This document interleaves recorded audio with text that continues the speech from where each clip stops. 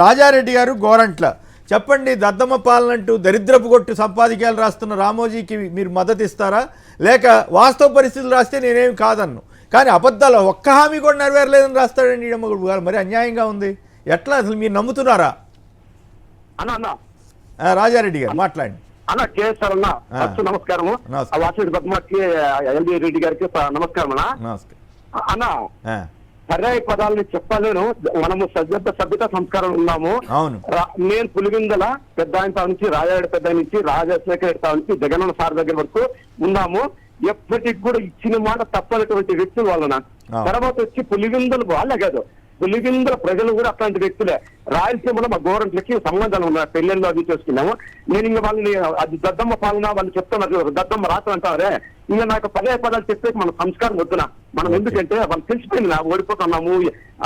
పవన్ కళ్యాణ్ ఇంకా ఖచ్చితో రాస్తున్నాడు అంటారు రామోజీ గారు ఇంత నీచంగా పదాలు మీరు వాడుతున్నారు, అట్లాంటి పదాలు వాడమాకండి. అందుకే నేనే చెప్తున్నా, నా సభ్య సంస్కారం ఉన్న వ్యక్తి నేను మాట్లాడుకుంటున్నా. టీవీలో మనం మాట్లాడకూడదు కదా. నిన్న మాది పెనకొండ నియోజకవర్గంలో నిన్న నామినేషన్ జరిగింది ఉషాశ్రీది. అసలు మేము పిలిచే ఉన్న జనాలు ఇంత మంది వచ్చారు. నా నిజంగా ఎంత హ్యాపీ. ఈ రోజు జగన్ అంటే చచ్చిపోతున్నారు జనాలు. ఈ రోజు నీళ్లు అంటారు కదా, గవర్నమెంట్లో ఇంతకు ముందు తెలుగుదేశం పార్టీ పరిపాలనలో నీళ్లు లేవు. మా జగన్ వచ్చిన తర్వాత నీళ్లు సబ్సిడీ ఉన్నాయి. రామోజీ గారికి ఉత్తరం రాయండి ఒకటి, మరి అంత నీచంగా రాస్తున్నాడు. ఆయనకి ఇంకోటి డైరెక్ట్ చెప్తున్నా, ఆయనకి అసలు తెలుసుకుంటాను. ఇక్కడ ఉన్న వాళ్ళు చూడొచ్చు కదా ఇక్కడ జరుగుతాండేది, నీళ్లు ఎట్లున్నాయి, సంస్కారం వాళ్ళకి ఉండలేదన్నా నిజంగా. రాజశేఖర్ గారు రాజశేఖర్ గారు సూళ్లూరుపేట నుంచి. రాజశేఖర్ గారు మాట్లాడండి. సార్ పత్రికల గురించి ఒక చిన్న విషయం మాట్లాడతాం ప్లీజ్ ప్లీజ్. 1970 దశకం ముందు ఏ రోజైతే రామోజీరావు గారు పత్రికా రంగంలో ఎంటర్ కాకముందు పత్రికలు ఉండే గౌరవాన్ని కింద స్థాయికి తీసుకొచ్చేసారు సార్. అది రామారావు గారితోనే మొదలు పెట్టాడు. కానీ అప్పుడు మనకు తెలియదు, రోడ్డు పక్కన స్నానం చేస్తున్న రామారావు గారు, టిఫిన్ తింటున్న రామారావు గారు అని అని ఎత్తేసారు సార్. మేము కూడా ఉత్సాహంగా రాసేవాళ్ళం ఆ రోజుల్లో. అవును సార్. 1995లో రామారావు పదవి లాక్కున్న తర్వాత నేను కూడా చంద్రబాబు నాయుడికి ఇన్స్పైర్ అయ్యాను సార్. పేపర్లు చూస్తే ఇండియా టుడేలో కానీ వాటిల్లో ప్రపంచంలోనే ఇటువంటి ముఖ్యమంత్రి లేరు అని చెప్పి ఈ పేపర్లో ఓదర్ కొట్టాయి సార్. మీరు గమనిస్తే అంతకుముందు అడ్వర్టైజ్మెంట్ మాత్రమే ఉండేది సార్. చంద్రబాబు నాయుడు రామారావు కలుసుకొని మన రామోజీ కలిసిన తర్వాత పెయిడ్ ఆర్టికల్ అని ఒకటి కొత్తది వచ్చింది సార్. అది ఇంప్లిమెంట్ చేసింది రామోజీరావు సార్. అంటే మన డబ్బు ఇచ్చి మన డబ్బు మనమే కొట్టుకునేటట్టు పేపర్లో. మీరు గమనించారా వీళ్ళ మోసం? ఆంధ్రజ్యోతి వాళ్ళు ఇట్లా ఫస్ట్ పేలో పెట్టారు కదా, ముస్లిం రిజర్వేషన్ తొలగిస్తాం అని కేంద్ర హోంమంత్రి చెప్పింది. అట్లాగే అక్కడ పీయూష్ గోయల్ కూడా చెప్పాడు. ఎక్కడన్నా రాస్తున్నారా వీళ్ళు? ప్రధానమంత్రి కానీ అందరూ చెబుతున్నారు. ఏపీలో ఎందుకు రాయట్లేదు? ఒకవేళ ఎక్కడ రాయకపోతే ఓకే, మనమేం తప్పు పట్టక్కర్లా. కానీ ఏపీలో మాత్రమే ముస్లింలని ఎందుకు మోసం చేయాలనుకుంటున్నారు వీళ్ళు అనేది నా ప్రశ్న. కంప్లీట్ చేయండి. తయారు చేసిన ఘనత అయితే రామోజీరావుకి తగ్గుతుంది సార్.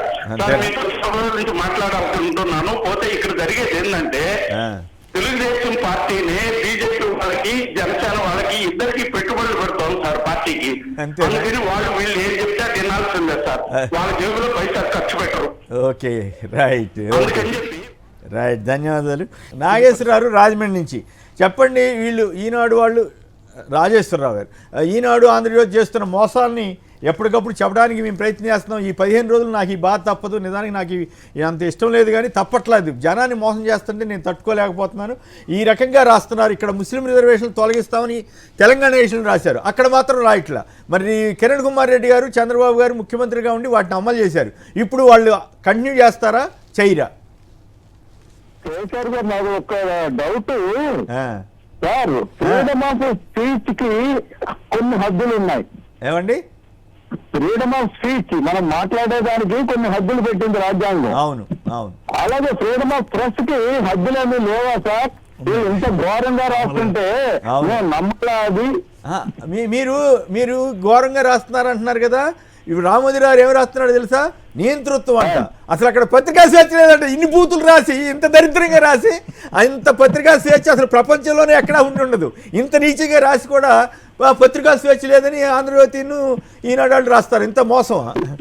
అదే సార్, పత్రికా స్వేచ్ఛకి ఆంక్షలు లేవా? అవును వాళ్ళ what ever they which they have to tell.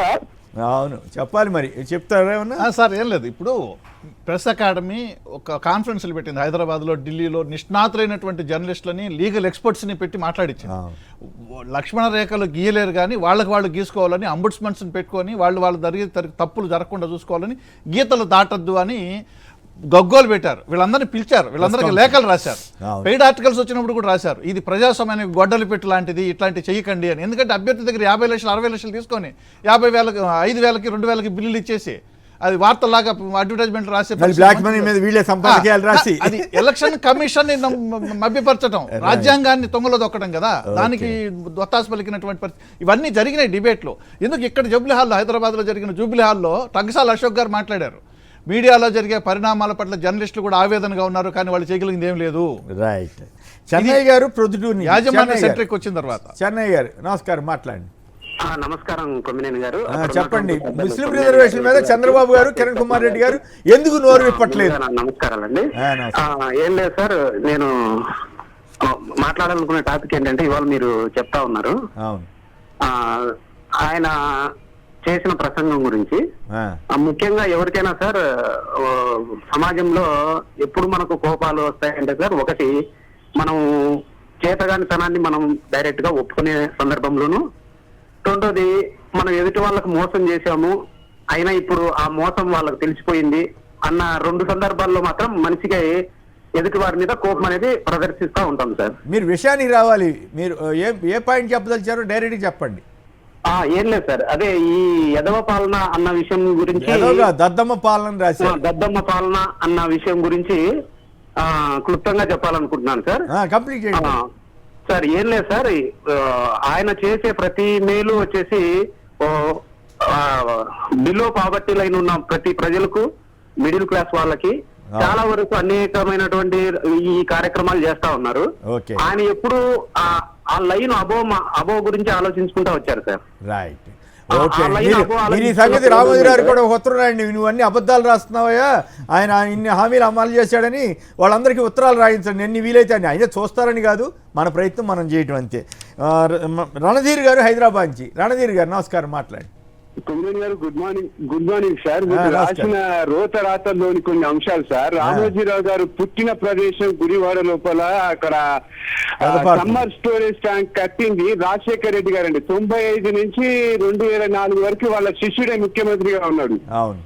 అక్కడ కట్టని summer storage tank Rajasekhara Reddy garu కట్టారు 300 ఎకరాల్లో. ఎప్పుడు మరి అది ఆయన కనపడలేదేమో, పేపర్ లో రాయడానికి ఆయనకు మనసు ఎలా వచ్చిందో తెలియదు. ఇంకొక అంశం సార్, పేపర్ లో నిన్న జగన్ గారు మాట్లాడిన దానికి చంద్రబాబు గారు మాట్లాడడానికి ఎంత తేడా అండి. చిన్న పిల్లోడు సీమ సంస్కృతి ఏంటిది అని చెప్పారు సార్. అలాంటిది రాయలసీమ రౌడీలు, గూండాలు ప్రతిరోజు మాట్లాడు చంద్రబాబు నాయుడుకి, జగన్మోహన్ రెడ్డి గారికి. అయితే ఇక్కడ ఇప్పుడు ప్రస్తుతం కొద్దిసేపు తర్వాత దాని మీదకి వెళ్దాం. ఈ ముస్లిం రిజర్వేషన్ తొలగిస్తామని ఏపీలో ఎందుకు రాయట్లేదు, తెలంగాణలో ఎందుకు రాస్తున్నారు వీళ్ళు? రాయరు సార్. ఎందుకు రాయరంటే 10 కాన్స్టిట్యున్సీ లోపల డైరెక్ట్ గా వాళ్ళ ముస్లింల ప్రభావం ఉంటుంది. ఒక 15-20 కాన్స్టిట్యున్సీ లోపల పాక్షికంగా ఉంటుంది. ఎందుకు రాస్తారు సార్? రాయరు వాళ్ళు.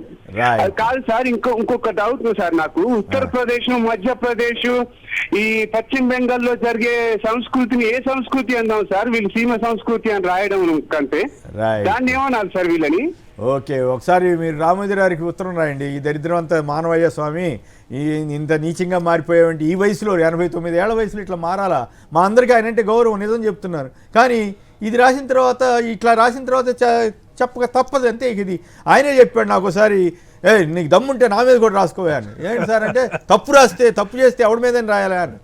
సలీం మాలిక్ గారు అనంతపురం నుంచి. చెప్పండి, ముస్లిం రిజర్వేషన్లను తొలగిస్తాం అనే వార్తని ఆంధ్రజ్యోతిలో పెద్ద ఎత్తున వేశారు, రేవంత్ రెడ్డిది కూడా వేశారు. ఇక్కడ అది ఏపీలో మాత్రం, తెలంగాణలో వేశారు, ఏపీలో మాత్రం వేయకుండా ముస్లింలను మోసం చేయాలని, పాఠకులను మోసం చేయాలని చూస్తున్నారు. మీరే చంద్రబాబు, కిరణ్ కుమార్ రెడ్డి కలిసి తిరుగుతున్నారు. దాని మీద కూడా మీ వ్యాఖ్య ఏమిటి?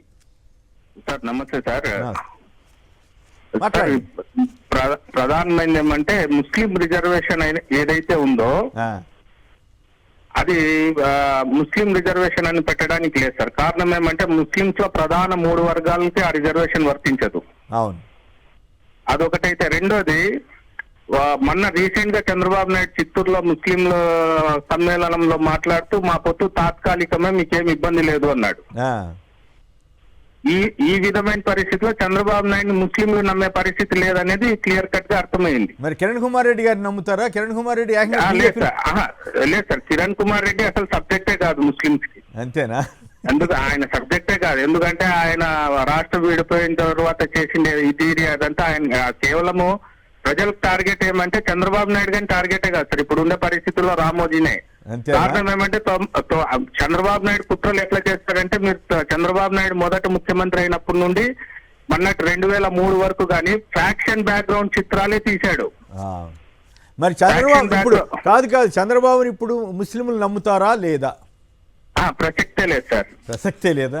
ప్రసక్తే లేదు. ఎందుకంటే చంద్రబాబు నాయుడు మోసాలన్నీ ముస్లింస్ బాగా చూసినారు. ఎందుకంటే ఆయన ఏదో రంజాన్ తోఫా అంటున్నాడు, అది మొత్తం కలిపిన 300 కాదు. అది కూడా హెరిటేజ్ నుంచి ఇచ్చినట్టున్నాడు. హెరిటేజ్ నుండి. దానికి కానీ ఇంకోటి సార్, కేరళ ప్రభుత్వం హెరిటేజ్ పాలు తాగకూడదని నిర్ణయించిన తర్వాత ఆ నెయ్యి మాకు ఇచ్చాడు. కేరళలో ఎప్పుడు గొడవ అయినట్లుంది. రైట్, ఓకే అండి, ధన్యవాదాలు.